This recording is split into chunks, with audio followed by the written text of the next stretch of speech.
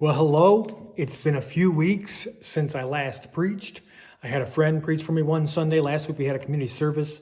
So I've had several weeks to kind of plan and prepare for this Sunday. Anytime a pastor says that, be ready to have lots of scripture and lots of thought that comes.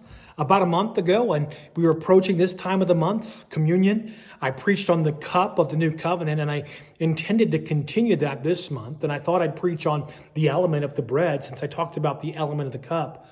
But God really compelled me to focus not on the element, but the environment of communion. In Luke 22, it says, when the hour came, Jesus and his apostles, they reclined at the table. And he said to them, I have eagerly desired to eat this Passover with you before I suffer. I want to talk about the table and what that means in the context of the meal. I really believe for the church today that the table is a ministry tool that God has given that we have neglected terribly. You know, the early church was started and was defined by breaking of bread and table fellowship. Jesus, in most of his ministry, as we see in the Gospels of Mark and Luke especially, took place over the meal. There's something powerful about the table when it comes to the ministry God has called us to have. Not only is there something powerful, but there was meaning that took place in the meal because of the environment, the table in which they were reclining. I want to look at the history of the table. Look at what the table was in the Old Testament and maybe how that's fulfilled in this meal in the New Testament. Maybe it brings a different lens or a different understanding as we look at the elements and the words written in the Gospels about this meal with his disciples. Obviously, the table was a place of community.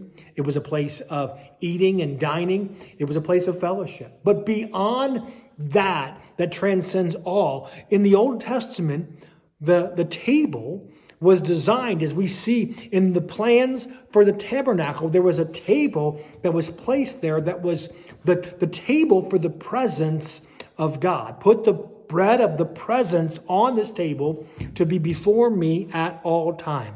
The bread placed on this table represented the Lord's presence that sustained Israel in all of its life. And it points to Christ, who is the bread of life. You know, that was the assurance in the Old Testament that we see time and time again repeated to the people of God, that he would be with his people. Deuteronomy says, be strong and courageous. Do not be afraid or terrified because of them, for the Lord your God goes with you. He will never leave you or forsake you. Moses summoned Joshua, said to him, in the presence of all Israel, be strong and courageous, for you must go with his people into the land the Lord swore to their ancestors to give them. You must divide it among them as their inheritance. The Lord himself goes before you and will be with you. He will never leave you or forsake you. Don't be afraid. Don't be discouraged. The table in the Old Testament was a place of God's presence, not just his presence, but his provision. Psalm 23, a psalm that many of us know. The Lord is my shepherd, I lack nothing. He makes me lie down in green pastures. He leads me beside quiet waters.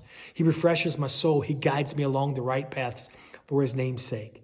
Even though I walk through the darkest valley, I will fear no evil, for you're with me. Your rod, your staff, they comfort me. You prepare a table before me in the presence of my enemies. You anoint my head with oil. My cup overflows. Surely your goodness and love will follow me all the days of my life, and I will dwell in the house of the Lord forever.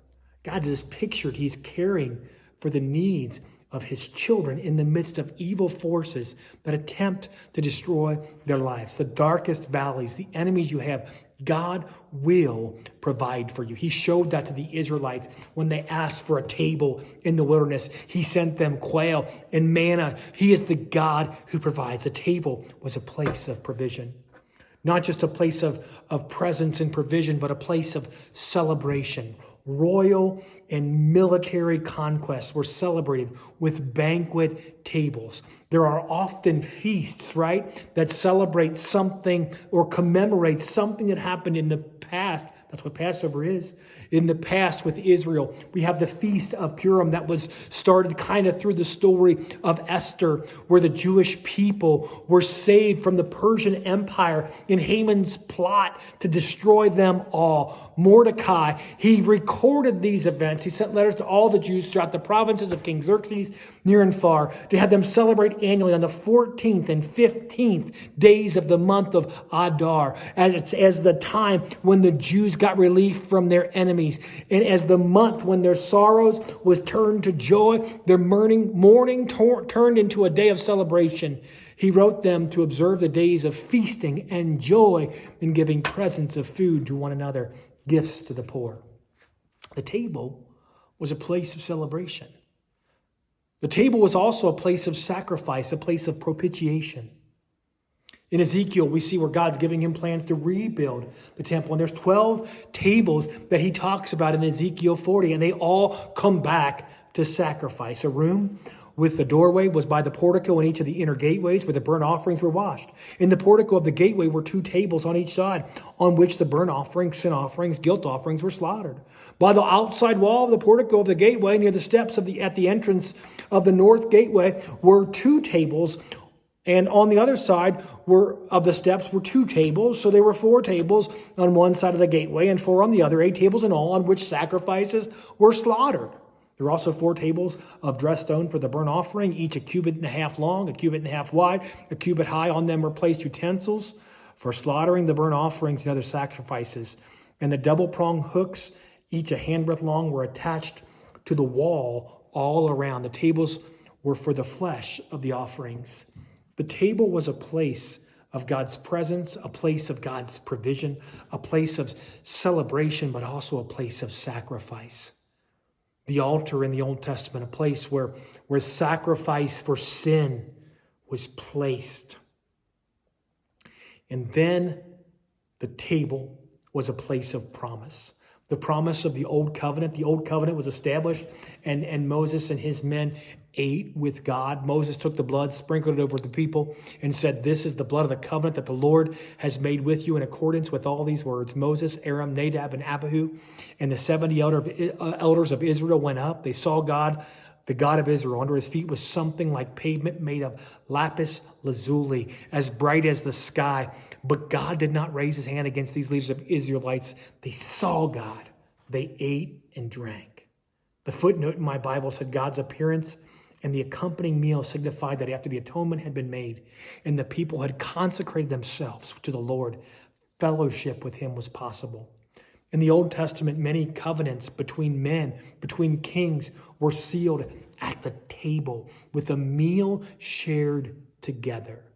Not only was the promise the covenant, but the promise was the hope of what is to come. On this mountain, the Lord Almighty will prepare a feast of rich food for all peoples, a banquet of aged wine and the best meats of the finest wines. On this mountain, he will destroy the shroud that enfolds all the peoples, the sheet that covers all the nations. He will swallow up death forever. The sovereign Lord will wipe away tears from all the faces. He will remove his people's disgrace from all the earth. The Lord has spoken. The table. When it came to Jesus reclining at the table in the Old Testament or in the New Testament with his disciples, then the Old Testament understanding of a place of his presence, a place of his provision, a place of celebration, a place of propitiation, a place of promise was in mind as he shared this meal with his disciples. I think if we look through the lens of each of these ideas, it brings to life the promise, the assurance of what Jesus is declaring as they celebrate this meal, ushering in his new covenant. This is a place for the kingdom presence of God. Yeah, he promised in the Old Testament, "I will never leave you or forsake you." But in the New Testament, when Jesus came, all this took place to fulfill what the Lord had said through the prophet. The virgin will conceive, give birth to a son. They will call him Emmanuel, which means God with us. His presence is revealed at the table. The presence of God comes through the sacrifice of Jesus Christ. The provision of God is revealed in the life of Jesus Christ. He declared, I'm the bread of life. Whoever comes to me will never go hungry. Whoever believes in me will never be thirsty. God satisfies through Jesus Christ. He is our provision. There's something to celebrate at this table. In fact, this is love for God to keep his commands. His commands aren't burdensome, for everyone born of God overcomes the world.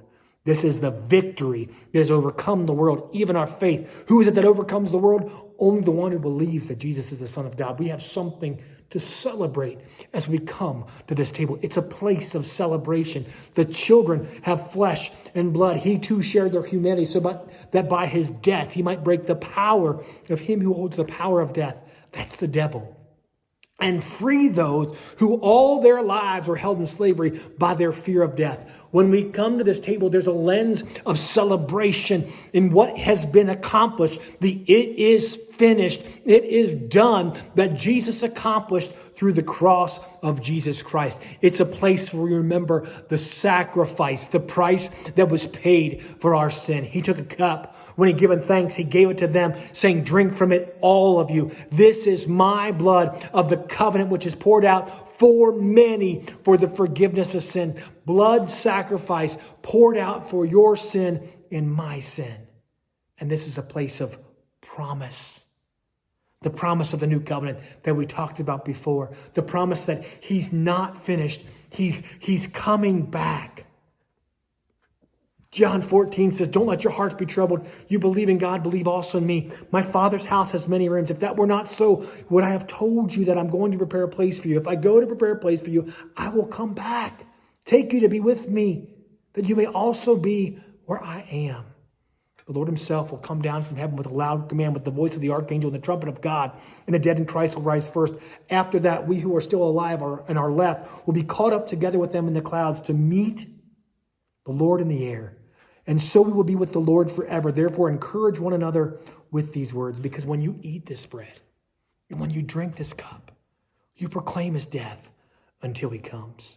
The table, it's a place of presence. It's a place of provision, a place for celebration. It's a place of sacrifice. It's a place of promise that reminds us all, looking back, looking now, and looking ahead, that we can trust God with everything. The Lord bless you and keep you. May he make his face shine upon you, be gracious to you.